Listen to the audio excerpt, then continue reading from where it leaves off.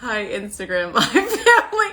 I'm just laughing because my husband's giving me a hard time. I'm telling him I have to be live at 11 and he wants to have a conversation with me, which I can't right now because I'm joining all of you, which maybe you're sick of hearing my voice since I've been on Morning Express since 6 o'clock this morning. But I'm so excited for this Instagram Live. You know Kaylee Hartung from ABC News. She is an incredible correspondent at ABC News, and she used to be at CNN, and I miss seeing her all the time in makeup. But she has been on the front lines of reporting on this pandemic, and it has been also incredible because she is someone who has survived COVID herself. And now she's witnessing history with the vaccine and reporting on it all the way. Hey, girl, it is so good to see you. Oh my gosh, I'm so happy to see you. I miss you so much. I was just saying, while you were at CNN, you are so missed.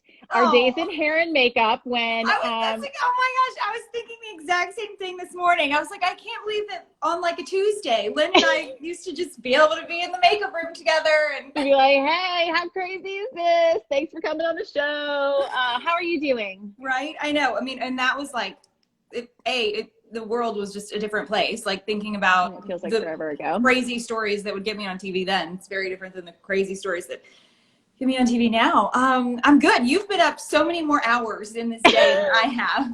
Living on the West Coast, I don't know when I'll ever adjust to life out here when it involves, being on Good Morning America, which is 4 a.m. LA time, I have no Thankfully, idea how this you do morning it. I slept in. I was not on the show this morning. So. And this is a rarity because you have been on, not just reporting on COVID, but reporting on everything. You do such an incredible job. And I wanted you to come on because I think it's a unique perspective of what it's like to be on the front lines of reporting in this pandemic. You were in Seattle in the early days of this pandemic, getting COVID yourself. Yeah. Through all of that. Just first, what has the last 10 months been like for you? I spent a lot of time right here, like right here on this couch. When honestly, the crazy thing for me was that I moved to LA in February and actually moved into my apartment after I got back from Kirkland, but before I was sick. So all of a sudden I find out I'm positive for COVID. We don't know, we still don't know so much about this virus, but we knew even less then. And then I was just like in a brand new apartment with like boxes still around me. And I'm like, what do I do now? But I think, gosh, it's so hard to sum up the last 10 months. A lot of time at home, and just it's been. I feel lucky in a sense that like we still get to do our jobs, to some extent, like the same way we're used to doing them. But obviously there's been less travel. They're not sending us out the door like with quite such, I'll just say they're putting very careful thought into every time we do get sent out the door, as opposed to, like shiny object run, you know how that goes. Totally. So yeah, it's a weird, more than anything for me, I think it's just been like a weird year to move to a new city and like try to have a life in a place when you don't have the opportunity to like build a life outside the walls of your apartment. So. Okay, I have to connect you to my girlfriends in LA. I lived there for 3 years and I have a group. I did not even realize until this morning when I was texting with you that you were based in LA. I thought you were just like doing a lot of reporting on the West Coast. I'm completely out of it. And oh my gosh, so no I have, separate from our IG Live, I am sending you amazing girlfriends that are so fun. I need friends. Let me tell you, they are so fun and wonderful. I worked at NBC in my early days, and I remember the girls that interviewed me, they were like, so where do you like to go party? And I'm like, wait, is this an interview for a job? And we became good friends, and we've been friends for 20 years. I love that. But I can imagine that's really hard. We've talked about how isolating this pandemic can be. So to start a new life in a new place, trying to meet people, you're also really married to work. You're sort of always on the road and always out there. Or always like waiting for your phone to ring to send you on the road. I think that's the harder part is like the times when you are the times when you are home and you're, you know, trying to like, I mean, this, I'm like talking like I'm not in a pandemic, but you know, like the nights when you like do make dinner plans because you don't have, you know, work, and then your phone rings and then you're like running out of dinner like a crazy person, and whoever you're with is like, if they don't get it, they don't get it. And they're like, what's wrong with you? This is just the reality of a correspondent for a network. I mean, it's really like at the drop of the hat, your whole life. You sort of have a go bag. Always. Waiting Even in a pandemic, I have the go bag. Is that, and now, you know, the thing that I really have to worry about being out here now, there's a fire go bag. Yeah. Wildfires For all scare the wildfires. the hell out of me. Like we have not been doing enough reporting on all the wildfires out on the West Coast. 8 million acres of the West Coast have gone up in flames. 8 million acres. Imagine if that was happening on the East Coast. I mean, there aren't 8 million acres to burn on the East Coast that wouldn't absolutely devastate life and, you know, well-being. But yeah, it's been a crazy fire season. I mean, we've used every superlative in the book for fire season this year. It's historic, record-breaking. It's all the things. But having that like fire bag ready to go is weird. It's super weird. That's probably definitely something been you're my just not biggest used to adjustment to like West Coast reporting. Because that part's been nuts for sure. Dave Briggs of CNN, he's on. He's saying miss you. Give him a big wave. Can Hi, Dave join us? How many people can you get on one of these things? Dave, I never met you when you were at CNN because you were based in New York, but it is. My gosh, you so guys I know, but it's so nice to meet you on. I love Dave. I miss Dave. You know, it's funny. I was thinking of Dave the other day because, well, I guess now Thanksgiving is like almost a month away. But a couple of years ago, I filled in on Early Start with Dave Thanksgiving week. And so one of my favorite Thanksgivings is I've also like worked Thanksgivings throughout my entire career, especially in sports. And then, you know, like low man on the totem pole. I'm like, well, I'll work all the holidays. But which is what I'm still doing now. But Me too. But Thanksgiving a couple of years ago, I filled in on Early Start for the week with Dave in New York, and we watched the Macy's Thanksgiving Day Parade together, and it was just like it's a bonding moment, isn't it? It was absolutely a bonding moment. Yeah, totally. And he's saying we need a box for a third person. I totally agree, Dave. We're gonna have to get you in one of these Instagram lives. You know, there's some questions from viewers too, especially when it comes to having given so much of your time and you give your life to your job. I don't know if people realize sort of those sacrifices. It's not just holidays. It's not just like being pulled from dinners. It's your life and it's your baby. It has to be fed all day, every day. And so one of the questions is, since you've had COVID, since you're constantly reporting on it, what do you say to those people who still don't take COVID seriously? You know, it's such a hard position to be in because, you know, we, in the scheme of our careers, Lynn, like we get sent out and you have to do man on the street interviews for any given story, you know, where you need like a pulse on what people are thinking about a certain issue. And my feeling for so long was like, my job's not to try to convince anyone of anything in those moments. Like I'm just sort of a platform for them to share their opinion. You know, I'm not there to tell them if they're right or wrong. But in this case, it's completely different. You know, I mean, the fact that science can't win out in some of these arguments, or just in daily discourse and conversation with like your neighbor, you know, it's baffling. It's absolutely baffling to me. I try not to get in any sort of, you know, confrontational arguments with those types of people. All I can say is like, I was sick and I know what that felt like. And I have spoken to people who've lost loved ones, and I can tell you that they believe it's true. And if anybody wants to tell you it's not, I'm like, there are numbers to support the fact that this virus is killing people and changing people's lives forever. And I think there are a lot of things that can happen in our lives where until it happens to you, you don't get it. And obviously you don't wish that upon anybody in this case. But at this point in the story of the pandemic, how is there anyone on this planet whose life hasn't been touched or impacted by someone who's gotten sick or died? Yeah. I don't know. I mean, it just seems impossible. So at this point, I'm just trying to do my best with every story I do to give people facts. You know, like, let's give people information they can't argue with. People can finally Hard. argue It's with like, this. here But are the facts, hard stop. That's what I always talk about when I go, hard stop. That's all it is. It's Yeah. not, and it's something that's really challenging about being in journalism right now. And I don't know if you feel the same way, but it's just no matter what you say, any information you, I know, no matter what you say, It's if you're exhausting. putting any information out there that is highly sourced, that is confirmed by scientists, all Right? the information that is skewed out there is frightening, and it's really challenging, especially when you sacrifice a lot. In your case, you sacrificed your health to cover this story. How difficult it is to face some of that. It's just exhausting. It's absolutely exhausting. And I think for me, in the story of the pandemic, you know, going to Kirkland, Washington, being sent there because that's where the first known death from COVID was. And then immediately, I mean, we're at this nursing home where we learn there is this outbreak.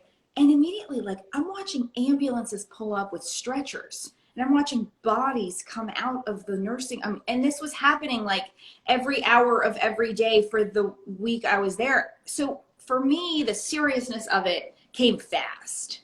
And I never could have imagined how this virus would change the world and all of our lives. But like, the seriousness of the virus for me, that point was made very quickly. So, you know, anytime anybody wants to come at me on Twitter or wherever, I don't engage. You know, I don't engage. But when I have had to have conversations with friends, with people I care about, you know, I just try to share my personal experience and the heartache that I've witnessed, and hope that there is some understanding and humanity in those moments when I make it that personal. You know? That's right, that they can relate to. I mean, it's something that, you know, very rarely in journalism do you become the story, and you never want to. But in this case, you know, it's proof that you can help maybe change some people's opinions when the opinions are dangerous. Yeah, When well, I feel like this was like the greatest public like me sharing my COVID story. I mean, let me just say, I was not prepared for the reaction that I would get to sharing that information on Good Morning America, and then wider beyond that. But like, I was not prepared for the reaction. I think, one, because there was so little information about the virus at that point, like the lack of education any of us had. I mean, I had to sort of talk my mother and my grandmother off a ledge. I think they thought I was going to die, you know, and I wasn't worried that was going to be the case, but we just knew so little at that point. But I really think that, given that like moment in time, it was the best public service I could do as a journalist, to share my experience and to humanize it, and hope that could give people some context. If they started feeling the symptoms like me that were relatively mild and that could be explained away as something else, that they really needed to be careful, because the fact that we didn't know back then how easily transmissible this was and whatnot, it was like, let me help people protect their neighbors, you know, let me help people protect their loved ones, because these really mild symptoms, turns out, you can be just as contagious as, you know, somebody who's so much sicker. Yeah, and it's something that's so infuriating to me when I hear someone say, you know, well, I mean, we'll all be fine. It's like 99.6% of us will be fine.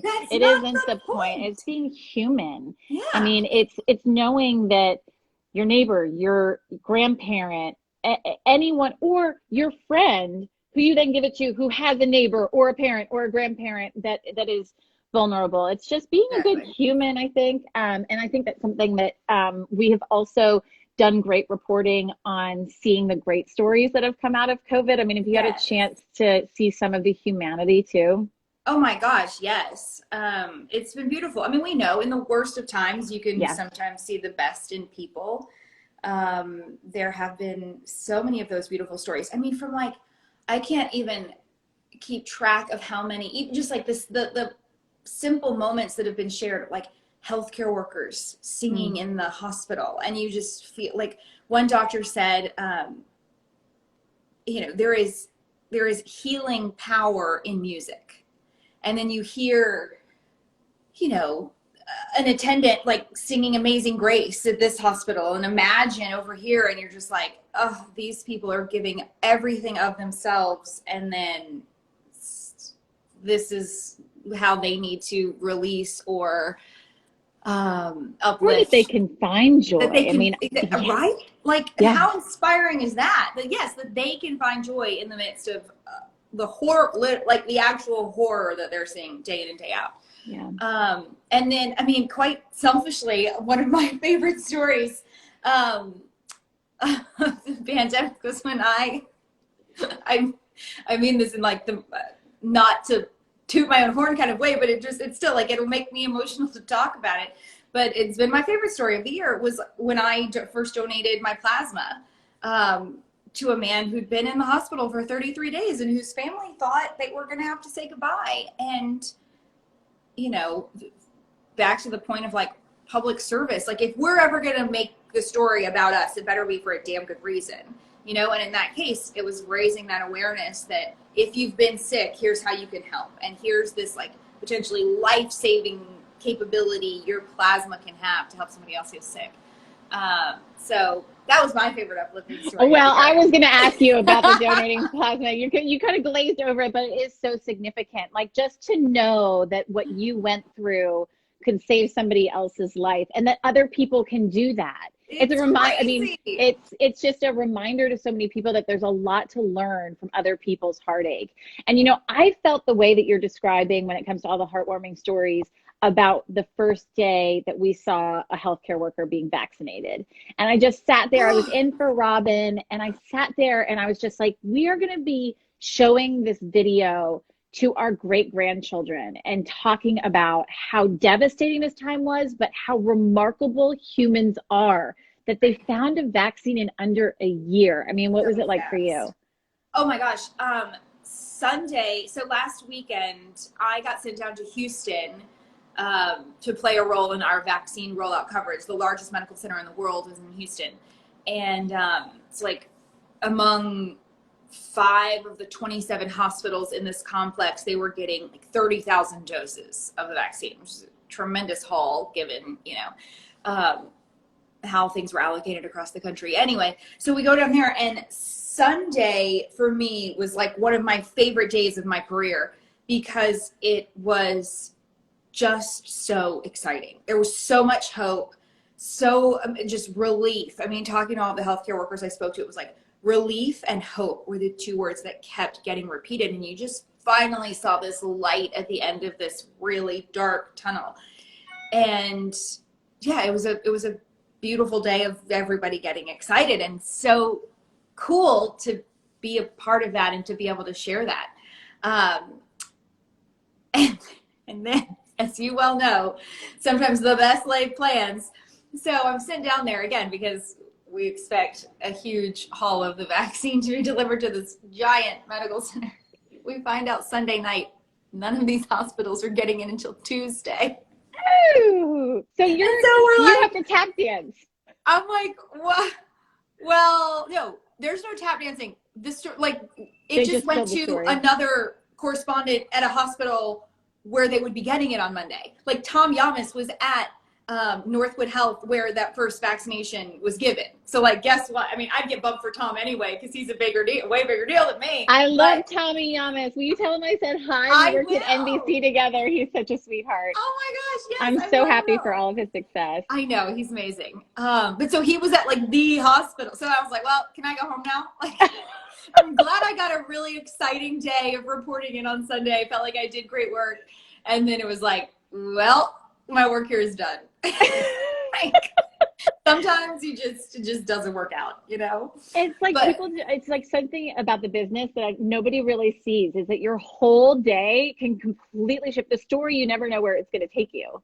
Like, I was just done. You're like, okay, I guess and we had so many great elements, and it didn't, obviously, just because they weren't getting it on Monday, like they were getting it on Tuesday, they're still getting it. Like everything we did still held, but like, you want the excitement, you know, for our coverage, for the correspondent who gets to do that big piece on Monday. Like, obviously, they're going to want it to be where it's happening right now, not Tuesday.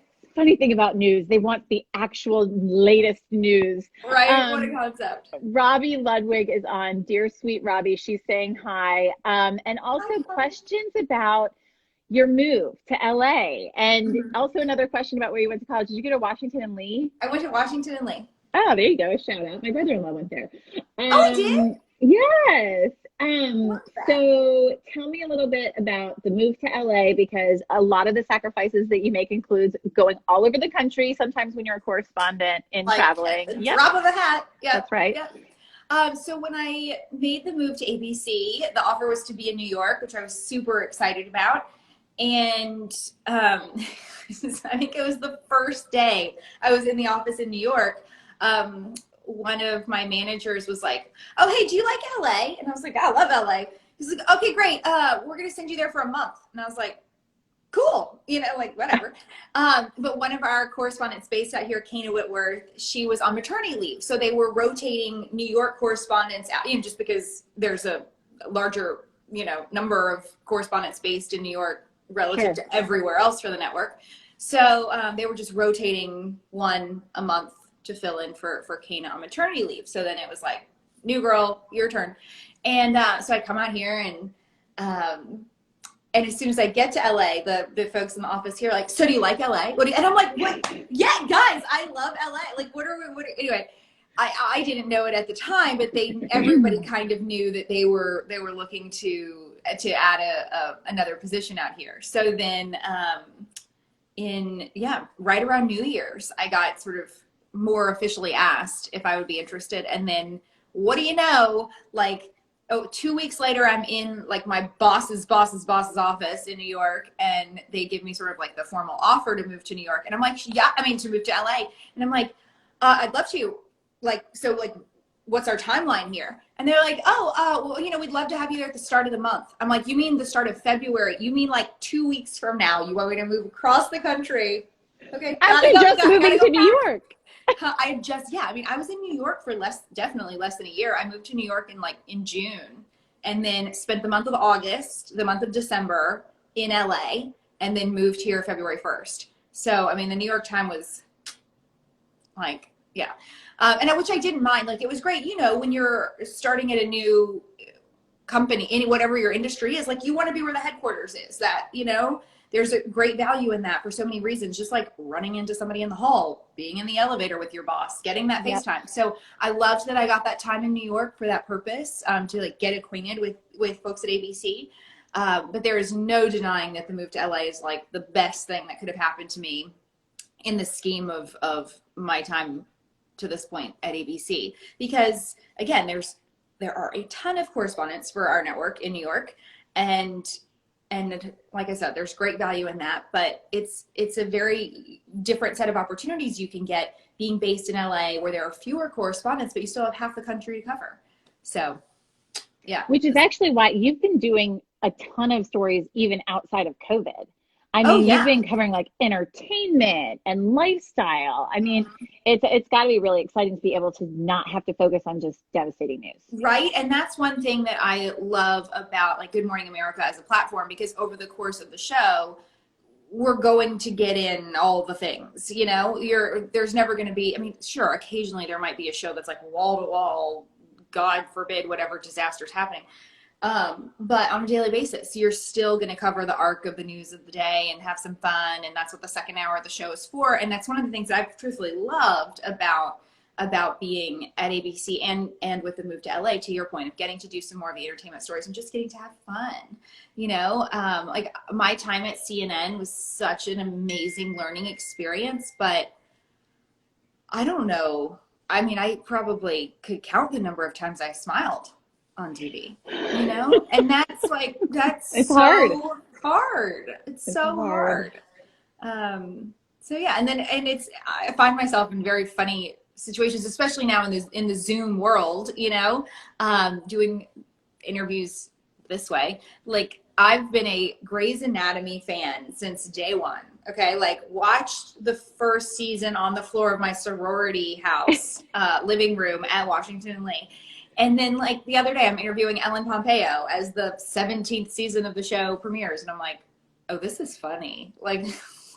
This is super cool. Yeah. And that's one thing that just hearing you talk, you know, I hope that this is a journalist appreciation post as well for all the kinds of sacrifices that people like you as correspondents make to bring us, the viewer, stories. I mean, changing your life and, you know, moving to a new place, but also just dedicating all of that time. It sounds like the payoff, I know as a journalist, for me, it is the payoff is the story. It's like whenever I have young interns who are wanting to be on TV, I'm like, what is your motivation to wanting to do this? I mean, do you want to be on TV, or like, what is it? Because you're going to work a lot of holidays. Every holiday, you're going to work a lot of hours. It's not that glamorous. It's not as glamorous. Like, we're doing our makeup in the car, like with somebody like screaming at us. You know, I mean, it's not glamorous. It's not like, you know, the movies. So the payoff, for me at least, is the story. It's the amazing stories that are to be told out there. What about you? Yeah, I actually ask people that same question. Like, what is your why? Like, if you don't have your why, I think life's going to be harder in general for you on a daily basis. But when you know your why, I think it changes everything. For me, it's, you know, every story we tell is about people. Right? Like every story we tell is about people and has affected or impacted their life in some way. That's why it's news, right? That's why we're talking about it. Something happened. I want people to feel like when I tell their story, whatever it is, that I've done justice to their story, that I've honored them, that I've felt like this moment of their life that is being shared so widely is being shared in a way that they appreciate and respect, and that makes them feel comfortable, because it's not easy. Just like we were talking about me sharing my COVID story, like that's not comfortable per se. Obviously that's a unique situation where I had full control over telling my own story, but you know, I never want people to feel like the news is intrusive in the way that I think it so often can feel like it is. But to make people feel like those moments can be honored and done justice to. And they're really, I mean, they're trusting you to tell like their it's most such a huge responsibility, intimate and sometimes most devastating stories when you talk to people who have lost their loved ones, or when you're covering even if it's a fun story, you know, they're so nervous about it being told in the wrong way. And it's a great responsibility, but with it comes so much reward to see the great work that you do too. Kaylee, I am so happy to see your face. It makes me miss you so much. I know, I miss you so much. And I am totally connecting you with my friend. I'm going to send you a message, and I'm going to connect you with some girlfriends out there so that you can get to know people, because there's such a great group of fun people in LA when everyone can safely hang. I know, right? Which in LA, it's not going to be any. The case numbers are out of control here. We're like 50,000 new cases a day in California. It's nuts. I know, it is nuts, and I'm just hoping. Do you get to go anywhere? Do you get to go home for the holidays, or are you working? I'm working. See, but like pandemic or not, I'd be working, you know, like it is what it is. But you're doing such an amazing job, and you're doing such great work. So sweet to say that. I appreciate that a ton. Oh, girl, I miss you. You stay safe. Merry Christmas. Merry Christmas. Thanks for having me. Bye, everyone. Thanks for watching. Bye.